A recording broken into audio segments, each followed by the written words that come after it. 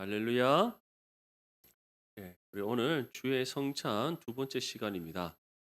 지난 주에 우리가 1항부터 4항까지 내용을 살펴봤는데 다름 아니라 주의 성찬은 하나님께서 친히 제정하신 거룩한 예식이라는 거. 그래서 서서히 우리가 잔을 떡과 잔을 나누어서는 안 되고 이 떡과 잔을 나눔이 정말 우리가 예수님의 십자가의 죽음에 대해서 우리를 위하여 자신의 몸을 찢으시고 피 흘리신 예수님의 그 희생을 우리가 기념하며 감사함으로 영광을 올려드리는 그러한 은혜의 예식이라는 것. 또 우리가 그러한 성찬에 함께 참여할 때 하나님께서 또한 우리의 심령을 회복시키시고 주님의 그 십자가의 은혜와 사랑, 그 희생을 다시금 기념하며 또 그 은혜대로 살아가는 그런 삶이 되게 하시는 그런 역사가 있다는 것을 함께 살펴봤습니다. 그래서 오늘은 또 5항부터 8항까지 내용을 통해서 한 번 더 주의 성찬에 대해서 구체적으로 말씀을 나누도록 하겠습니다. 먼저 5항의 1번입니다. 성찬의 외적 요소와 성찬의 내용인 예수님의 몸과 피는 어떤 관계를 가지나요? 성찬의 외적 요소라는 것은 바로 떡을 나누고 잔을 나누는 것을 가리킵니다. 그것과 성찬의 내용인 예수님의 몸과 피는 어떤 관계를 가지느냐? 5항의 첫 번째 줄에 보면 오직 성례적으로만 십자가에 못 박히신 주님과 관계를 갖는다. 이 성례적으로만이라는 것은 하나님께서 우리에게 제정하신 이 예식으로서만 관계를 갖는 것이지 떡과 잔에 어떠한 효염이 있거나 떡과 잔이 실제적인 예수님의 그런 몸과 피를 의미하는 그런 관계는 아니다라는 것을 뜻하는 겁니다. 그래서 마태복음 26장 26절에서 27절 말씀에 그들이 먹을 때에 예수께서 떡을 가지사 축복하시고 떼어 제자들에게 주시며 이르시되 받아서 먹으라 이것은 내 몸이니라 하시고 또 잔을 가지사 감사하기도 하시고 그들에게 주시며 이르시되 너희가 다 이것을 마시라. 이처럼 성찬의 외적 요소가 예수님의 몸과 피와 어떠한 실제적인 관계를 가지느냐? 그렇지 않습니다. 영적인 의미로서 관계를 가지는 겁니다. 믿습니까? 그래서 떡은 주님께서 우리를 위하여 자신의 몸을 찢으신 것을 의미하는 것이요. 잔은 예수님께서 우리를 위해 십자가 위에서 흘리신 피를 의미하는 것입니다. 그렇다고 해서 떡과 잔 자체가 그런 살과 피라는 것을 뜻하는 것이 아니라 바로 그런 의미를 가지고 우리가 떡을 함께 나누고 잔을 함께 나눈다는 거예요. 그래서 우리가 떡에 참여한다, 잔에 참여한다라고 주님께서 표현을 하셨던 겁니다. 그래서 이것을 떡을 먹음으로 우리를 위하여 자신의 몸을 찢으신 예수님의 그 희생을 우리가 다시금 묵상하며 그 은혜에 감사하고 잔을 함께 나누고 마심으로써 우리를 위해 십자가 위에서 자신의 피 흘리신 주님의 그 십자가의 사랑과 희생을 우리가 기념하며 또 그 은혜에 감사함으로 영광 올려드리는 시간을 갖는 겁니다. 이러한 의미를 다시금 우리가 잘 마음에 새기고 또 이러한 의미 가운데 성찬에 참여할 수 있기를 소망합니다. 5항의 2번에 떡과 포도주의 본질과 성질이 성찬식에서 예수님의 피와 몸으로 바뀌나요? 그들에게 있나요? 자, 우리 두 번째 줄과 세 번째 줄을 보면 본질과 성질에 있어서 오직 그대로 떡과 포도주로 여전히 남아 있다. 지금 이번의 문제의 의미는 로마 가톨릭에서 말하는 화채설 또는 루터교에서 말하는 공제설처럼 이것이 그 자체로 예수님의 살과 피냐 아니면 이것을 먹음으로써 살이 되고 먹음으로써 피가 되느냐 전혀 그렇지 않다라는 겁니다. 그냥 떡이요, 그냥 잔일 뿐입니다. 믿습니까? 이것을 우리가 먹고 마심으로써 주님께서 우리를 위해 감당하신 십자가의 죽음에 대한 그 의미, 그 은혜를 묵상하는 것이지 그것이 먹었을 때 살이 되고 먹었을 때 피가 되고 또는 그 자체가 살과 피다? 그렇지 않습니다. 그래서 고린도전서 11장 27절에서 28절 말씀에 그러므로 누구든지 주의 떡이나 잔을 합당하지 않게 먹고 마시는 자는 주의 몸과 피에 대하여 무엇이다? 죄를 짓는 것이다. 이것을 다르게 의미를 부여하는 것. 이거 자체가 떡 자체가 예수님의 살이야. 포도주 자체가 예수님의 피야. 아니야. 이것을 먹었을 때 살이 되고 이것을 마셨을 때 피가 돼. 그렇게 서로이 잘못되게 해석하고 의미를 부여하여서 혼동하게 하는 것. 그것은 어떠한 것이다? 죄를 짓는 것. 믿으시기를 바랍니다. 그래서 사람이 자기를 살피고 그 후에야 이 떡을 먹고 이 잔을 마신다. 떡과 잔을 마신다는 것은 주님께서 우리를 위해 감당하신 그 희생제사, 십자가 위에서의 희생제사를 기념하며 그 은혜에 감사함으로 영광을 올려드리는 거룩한 예시, 그것이 성찬이다. 믿으시기를 바랍니다. 6항의 1번입니다. 로마 가톨릭의 성찬 개념인 화채설은 무엇인가요? 이것은 제가 벌써 몇 주에 걸쳐서 여러 차례 말씀을 드렸습니다. 6항의 첫 번째 줄에 보면 떡과 포도주의 본질이 두 번째 줄에 그리스도의 몸과 피의 본질로 변한다.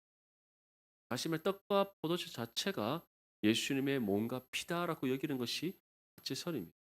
그래서 로마 가톨릭의 화채설 2번에 이것에 대해서 어떻게 평가해야 되는가? 세 번째 주가 네 번째 줄에 보면 소위 화채설이라고 불리는 이 로마 가톨릭의 교리는 비성경적, 비성경적, 완전히 성경에서 우리에게 말씀하는 주님께서 우리에게 말씀하신 성찬과 반대된다. 그리고 네 번째 줄에 보면 여러 가지 미신과 엄청난 우상 숭배의 원. 우상 숭배가 무엇입니까? 미신은 무엇입니까? 거짓인 것, 아닌 것, 존재하지 않는 것, 다른 것, 틀린 것을 옳다 여기는 것. 떡과 포도주를 주님의 살과 피로 여긴다는 우상입니다. 그것을 우리가 먹고 마심으로써 주님과 같이 우리가 새롭게 날마다 변화된다고 믿는 것, 미신입니다. 아멘. 우리는 그 떡과 포도주를 먹고 마심으로써 새롭게 변화를 받고 새 피조물이 되는 것이 아닙니다. 예수 그리스도를 믿음으로 구원받음으로써 우리가 새롭게 거듭난 새 피조물이 되는 줄 믿습니다. 아멘. 구원의 은혜를 왜곡하는 겁니다.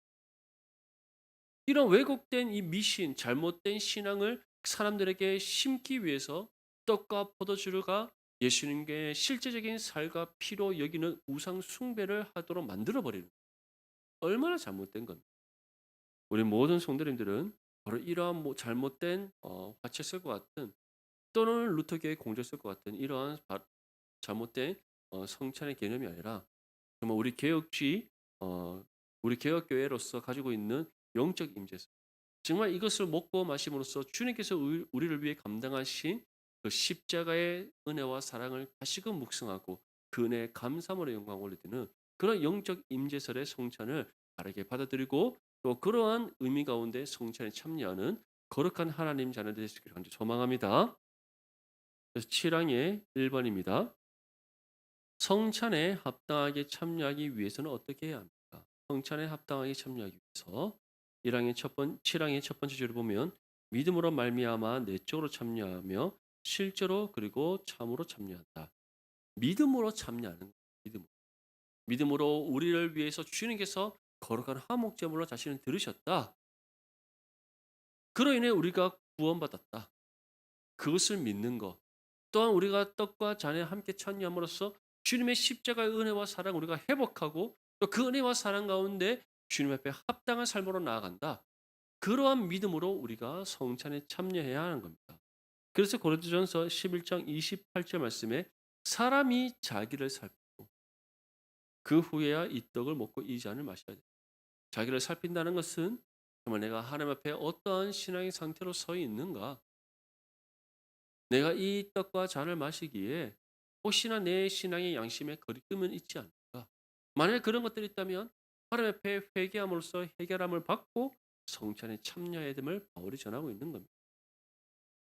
사랑하는 성도 여러분, 이처럼 우리는 거룩한 은혜의 예식인 성찬에 참여할 때 정말 우리를 세세히 하나님 앞에 살필 수 있어야 될 줄 믿습니다. 아멘.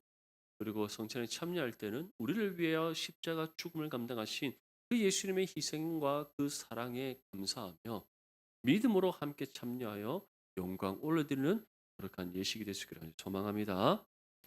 7항의 2번에 장로교회의 성찬 개념인 영적 임재설은 무엇인가? 영적 임재설.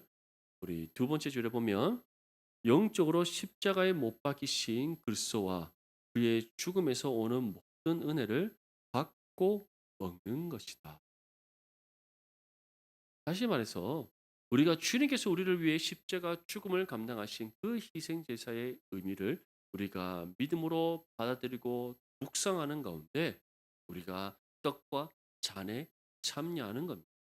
그래서 그 떡과 잔을 참여함으로써 우리를 위해서 몸을 찢으신 주님, 우리를 위해 십자가 위에서 피 흘리신 주님, 십자가의 죽음을 통해 우리의 죄의 문제를 해결하시고 우리를 구원하신 그 주님의 은혜에 감사함으로 영광을 올려드리고 또 주님의 그 은혜가 우리 가운데 다시 충만해 줄 수 있도록 기도하며 참여하는 것, 그것이 바로 우리의 성찬이고 그러한 우리의 성찬 개념을 가리켜 무엇이다? 영적 임재설. 주님의 그 십자가의 은혜와 사랑이 다시금 우리 안에 회복되어지고 충만케 되는 그것이 성찬이 우리에게 주는 참된 의미자 역할이라는 겁니다. 그래서 우리는 그것을 가리켜 영적 임재설이라고 부릅니다. 그래서 정말 우리 개혁교회가 성찬을 이렇게 바르게 회복시키는데 걸렸던 시간이 1000년이 넘습니다. 로마 가톨릭에 의해서 이 1000년의 로마 가톨릭의 중세 교회 역사 가운데 성찬은 화채설과 같은 이 잘못된 성찬의 개념으로 왜곡되어졌고 그것을 루터가 공제설이라는 개념으로 돌렸지만 완전하게 바르게 돌리지 못했어요. 초대교회가 주님의 가르침을 따라 드렸던 이 영적 임재설에 입각한 성찬, 이것을 누가 다시금 완전히 회복시켰나? 바로 종교개혁자 존 칼빈이 이것을 완전히 회복시켰고 이제 우리는 존 칼빈의 또 그러한 개혁교회 후예로서 우리는 이런 영적 임재설에 입각한 성찬을 하나님께 드리고 있습니다. 우리가 성찬 의미를 더욱더 바르게 우리 마음이 되새기고 또 바른 믿음의 자세로 또 이 성찬에 참여할 수 있기를 바랍니다. 그래서 고린도전서 10장 16절 말씀에 우리가 축복하는 바 축복의 자는 그리스도의 피에 참여함이 아니며 우리가 떼는 떡은 그리스도의 몸에 참여함이 아니냐. 이처럼 축복의 자는 그리스도의 피에 참여하며 우리가 떼는 떡은 그리스도의 몸에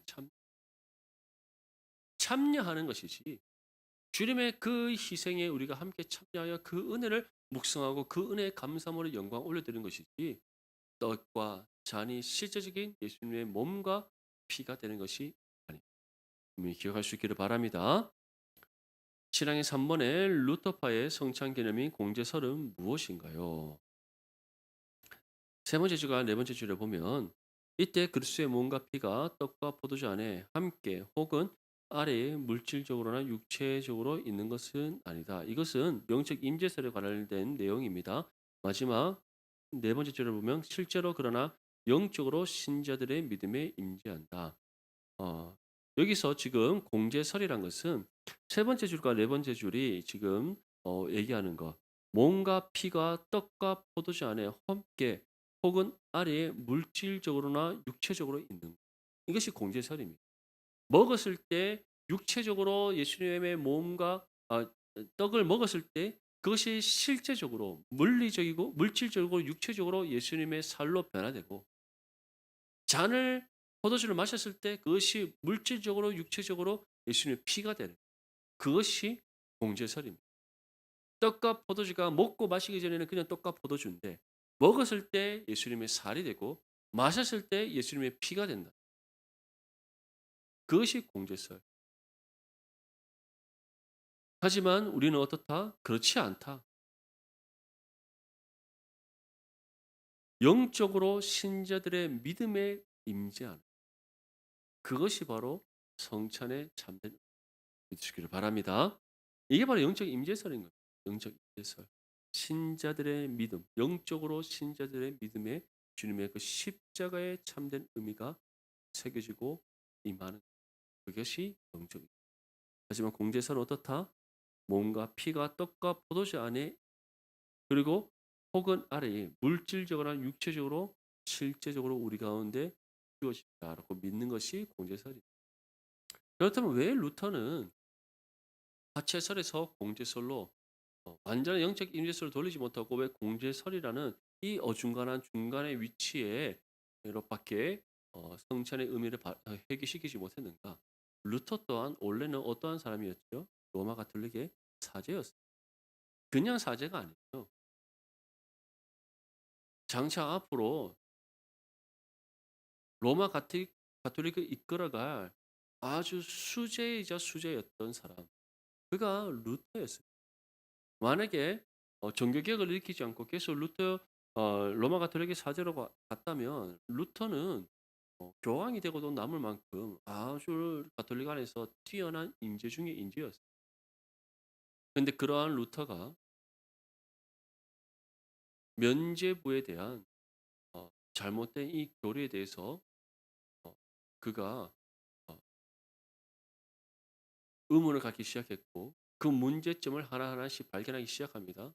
그런 가운데 독일에서 자기가 또 사제이자 또 사제들을 양성하는 신학교의 교수로서 학생들에게 로마서를 가르치는데 그 로마서를 가르치면서 로마서 1장 17절 말씀 복음에는 하나님의 의가 나타나서 믿음에 이르게 하나니 오직 의인은 믿음으로 말미암아 할례라 함과 같아. 구원은 믿음으로 온다.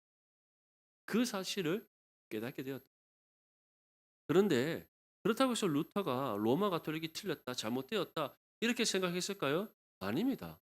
로마 가톨릭이 이러한 면죄부라는 잘못된 제도를 만들어서 로마서 1장 17절을 몰라서 그렇다. 이 참된 이 진리를 몰라서 그렇다. 그래서 로마 교황이에게 어 위텐베르그 성당 앞에 95개조 방방문을 묻히는데 이것은 가톨릭이 이러한 잘못이 있다, 틀렸다 이러한 것이 아니라 로마 가톨릭이 개혁되어지고 다시 새롭게 어 로마 가톨릭이 바른 신앙의 길로 가기 위해서는 "이렇게 해야 됩니다."라고 그 95 개의 내용들을 적었던 겁니다.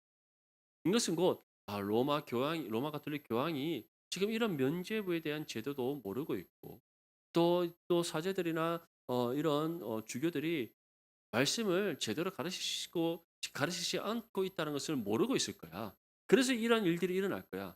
'내가 그것을 로마 교황께 알려서 바로잡아야 되겠어.' 그래서 붙인 것이 95 개조 반박문입니다. 한마디로 루터는 종교 개혁을 일으키고자 하는 그런 마음, 로마 가톨릭을 이 잘못됐다는 것을 세상에 공포하고 '새로운 개혁교회를 세워야 되겠다.' 이런 마음 정말 개미 눈꼽만큼도 없었던 겁니다. 교황이 이러한 부패, 종교 지도자들의 부패를 모르고 있다. 그래서 그것을 알리고자 하는 마음으로 95 개조 방법문을 붙이는데 알고 봤더니 이러한 모든 로마 가톨릭의 면죄부부터 해서 잘못된 화채설, 성찬의 화채설이나 이런 모든 것들 다 누가 만들었어요? 교황이 결국 교황 입장에서는 이 녀석이 내가 그렇게 이뻐해 주고 장차 내 후임의 교황으로 세우려고 내가 그렇게 알뜰살뜰 살피고 있는데 이게 나한테 대들었어?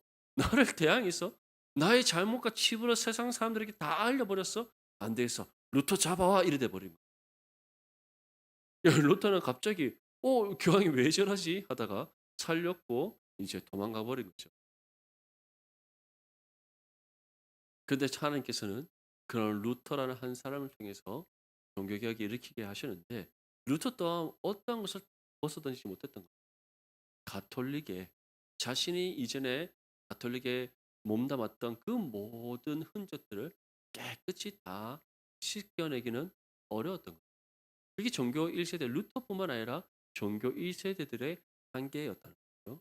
그 1세대의 한계를 우리가 소위 1.5 세대라고 말하는 멜랑히톤과 또는 츠빙글리가 또 많이 벗겨내고 또 개혁을 일으키 하지만 1.5 세대도 여전히 가톨릭의 영향을 많이 받았었기 때문에 완전히 개혁시키기가 어려웠어요.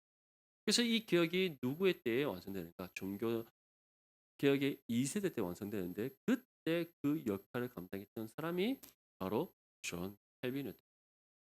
그래서 우리가 그 칼빈에 의해서 완전한 종교 개혁이 완성되어지고 또 그 종교 개혁의 신앙의 어 계승이 지금까지 이어져서 우리가 개혁 교회를 이루어가고 있는 겁니다.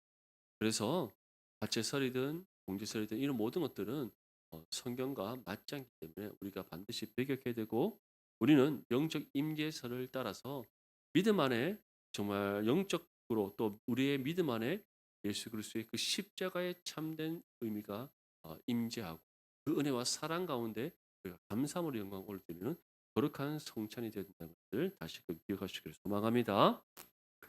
사랑의 1번입니다. 불신앙을 가지고 또는 악한 모습으로 성찬에 참여하면 어떻게 되나요? 네, 일단은 불가능한 입니다. 맞죠? 불신앙을 가지고 성찬에 참여한다. 이게 가능한 일입니까? 불가능한 일이겠죠. 하지만 파랑의 첫 번째 줄을 보면 주님의 몸과 피를 범하는 죄를 지으며 그들 자신의 파멸을 초래. 하나님께서 그 죄에 대해서 반드시 심판하신. 그래서 성찬은 참여할 수 있는 자격이 어떻습니까? 세례와 입교한 사람만이 성찬에 참여하고, 만약에 자신이 신앙의 양심에 거리끼는 것들이 있다면 참여하는 것이 옳다라고 우리가 성찬 때 항상 먼저 앞에서 공부하지 않습니까? 그래서 분명한 성찬에 참여의 자격의 기준이 있고, 또 결코 불신앙이나 또는 신앙의 양심에 거리끼는 그런 상황 속에서 성찬에 참여할 수 없다는 것을 기억하시길 바랍니다. 고린도전서 11장 27절 말씀에 보면, 그러므로 누구든지 주의 떡이나 잔을 합당하지 않게 먹고 마시는 사람, 합당하지 않게 불신앙을 가지거나 악한 모습 또는 잘못된 성찬에 참여하는 그 모든 것들이 어떤 것이다? 주의 몸과 피에 대하여 죄를 짓는다. 그래서 우리 모든 성도님들은 정말 거룩한 성찬에 거룩한 심령으로 참여하는 거룩한 하나님의 자녀들 되시길 소망합니다. 마지막으로 사랑이 2번입니다. 신자라 할지라도 어떤 상태에 있으면 참여할 수 없나요? 사랑의 두 번째 줄에 보면 무지하고 불경건한 상태로 남아있는 동안에는 이 거룩한 신비에 참여할 수 없고 참여가 허락될 수 없다. 다시 말해서 내가 신앙의 양심에 거리낌이 있고 성찬에 참여하기 이전에 나의 삶이 정말 하나님 앞에 하나님과 떠나 있거나 그 관계가 멀어져 있거나 하나님과 바른 신앙의 관계 속에 있지 않다면 참여하지 않는 것이 옳습니다. 괜히 참여했다가 더욱더 나의 양심의 신앙의 거리낌과 가책이 느껴져서 그것으로 인하여서 우리가 하나님을 원망하거나 또는 그것이 우리에게 다른 또 영적인 고통으로 안겨질 수도 있기 때문에 언제나 우리는 경건한 심령으로 또 거룩함으로 참여함이 옳다 믿으시기를 바랍니다. 네. 그래서 고린도전서 11장 28절 또 반복적으로 나오는 말씀인데 우리 마지막으로 한 번 더 읽어보겠습니다. 시작. 사람이 자기를 살피고 그 후에야 이 떡을 먹고 이 잔을 마실지니. 그래서 우리는 항상 우리를 잘 살필 수 있어야 됩니다. 여기서 살핀다 할 때는 무엇을 의미하지? 말씀과 기도로 늘 깨어 있으라. 말씀과 기도로 깨어 있어야 하는데 어떻게 우리 살핍니까? 맞죠? 주님과 동행하지 않고 주님과 가까이지 않으면서 어떻게 우리 자신을 살필 수 있겠습니까? 그 불가능한 일인 겁니다. 그래서 성경은 반복적으로 주의 안에 거하라, 주와 항상 함께하라, 이리하여 날마다 쉬지 말고 기도하라, 주여로 하나님의 말씀을 묵상하라, 계속해서 우리에게 말씀하고 있는 겁니다. 그래서 언제나 말씀과 기도로 깨어 있고 정말 말씀과 기도로 깨어 있는 것뿐만 아니라 정말 그 말씀과 기도 가운데 우리를 잘 살펴서 하나님 보시기에 합당한 믿음의 삶을 살아갈 수 있기를 간절히 소망합니다. 이럴 때 우리가 성찬에 참여할 때도 거룩한 심령으로 참여해서 성찬에 참여할 때마다 주님의 그 십자가의 은혜와 사랑이 충만해지고 그 은혜 가운데 감사함으로 영광 올려드리는 저와 여러분들의 삶이 될 수 있기를 주님의 이름으로 축복합니다.